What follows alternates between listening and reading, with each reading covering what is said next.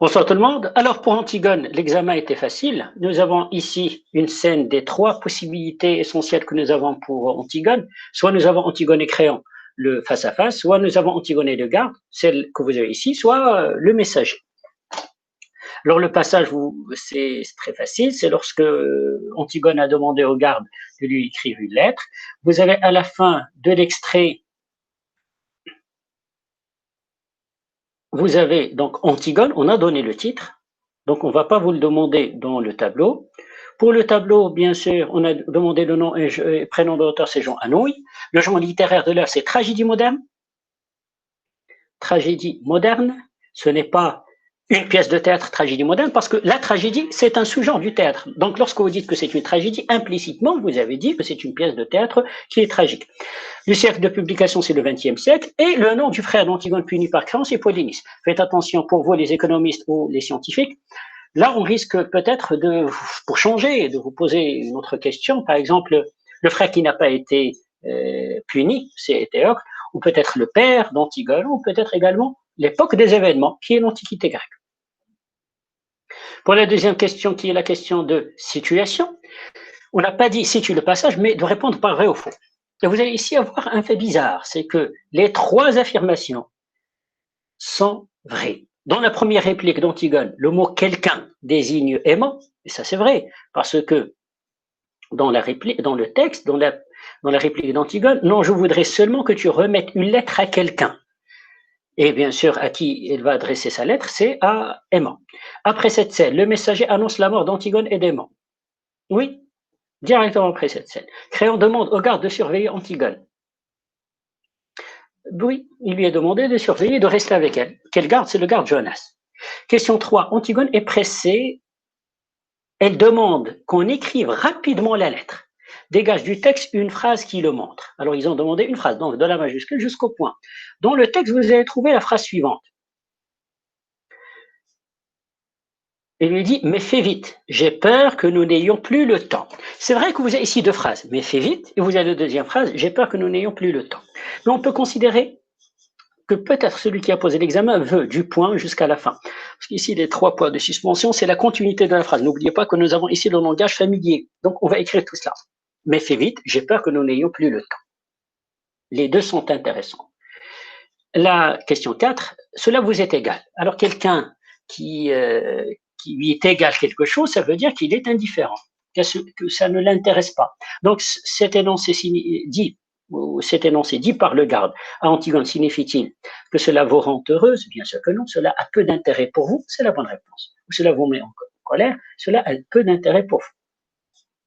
Question 5, relevez dans le texte une phrase qui montre que le garde fait semblant de refuser la bague que lui donne Antigone. Alors dans le texte, Antigone a donné la bague, a proposé la bague.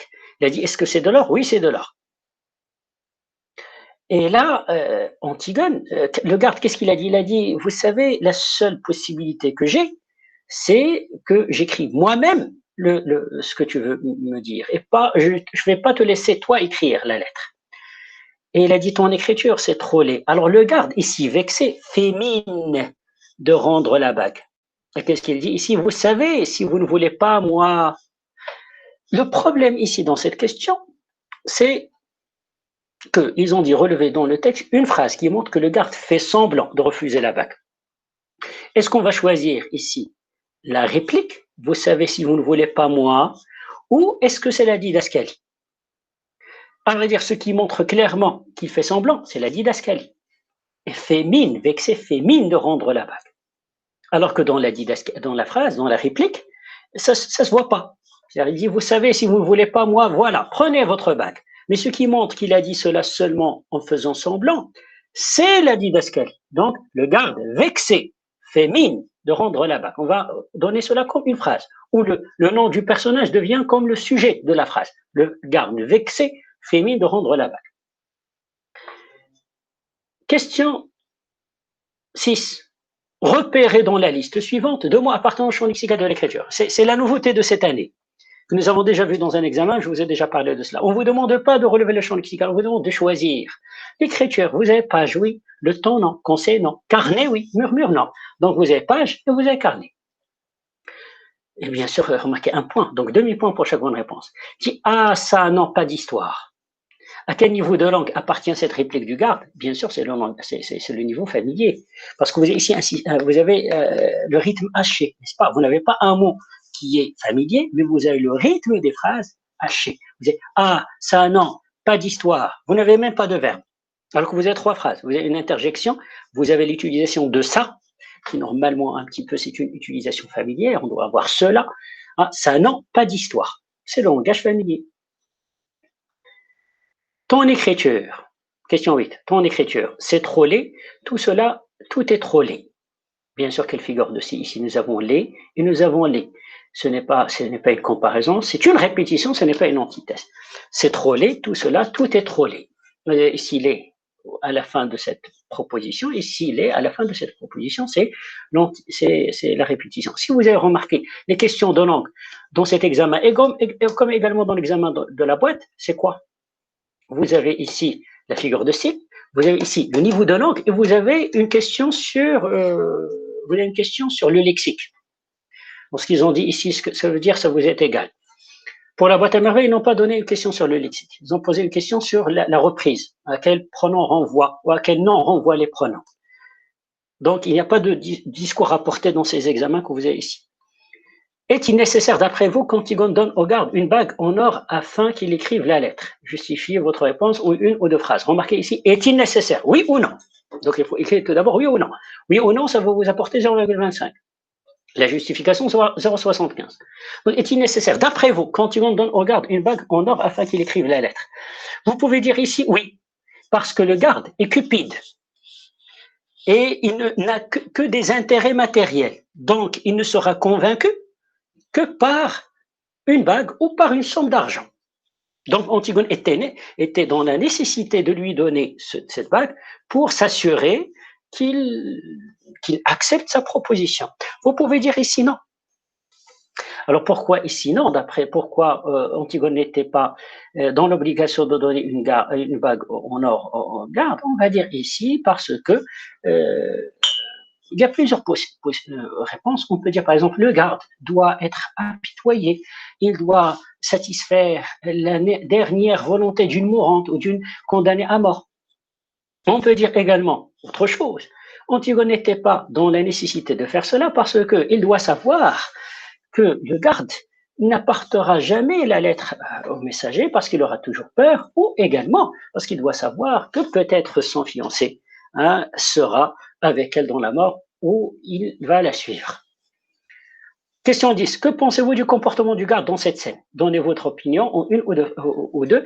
Bien sûr, que pensez-vous? Il faut donner un adjectif. Donc, c'est un comportement qui est insensé, absurde, dangereux, condamnable. Vous avez plusieurs possibilités. Ou c'est un comportement qui est normal, sensé, etc. Normalement, on va ici critiquer le garde. C'est un comportement qui est, on va dire ici, condamnable et absurde. Pourquoi? Parce que le garde est indifférent à la situation d'Antigone et il a des intérêts matériels. Il veut de sa part, il accepte de sa part une bague en or, alors qu'elle, il va mourir. Quelqu'un qui va mourir, on doit au moins lui montrer la pitié, la compassion, l'accompagner dans ses derniers moments, d'une manière digne et d'une manière humanitaire. Pour le sujet de la production écrite, un sujet sur l'écriture. Pour se faire pardonner par quelqu'un à qui on a fait du mal, plusieurs personnes préfèrent parfois lui envoyer un écrit, c'est-à-dire une lettre, un message ou un email. À votre avis, cela est-il suffisant? Alors, c'est un sujet très intéressant parce que vous avez ici l'écriture, et pas seulement l'écriture d'une lettre. Je répète encore une fois, les sujets de la production écrite ont toujours une relation avec l'extrait.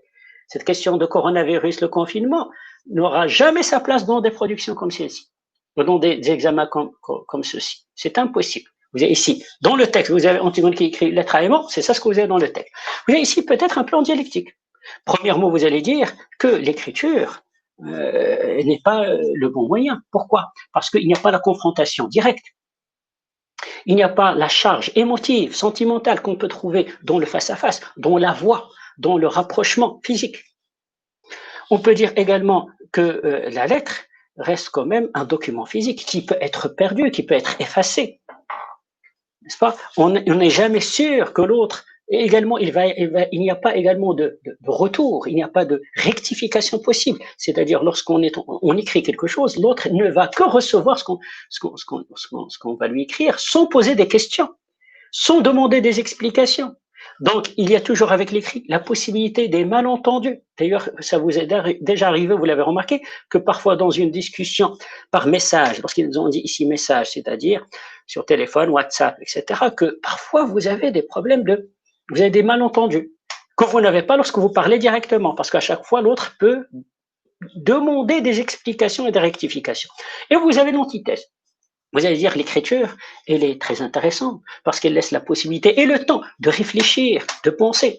La langue est généralement très belle. Elle donne des possibilités à l'écrit que l'oral ne permet pas. Parce qu'à l'oral, vous avez la rapidité, vous avez la vitesse, vous avez également l'oubli. L'écrit également, c'est une manière raffinée pour parler avec l'autre parce qu'on est amené à utiliser un langage qui est soutenu, ce qui rend l'idée plus ornée, plus décorée, plus profonde et plus intense. On peut même ajouter un argument un petit peu très difficile, on va dire plus profond, c'est de dire que l'écriture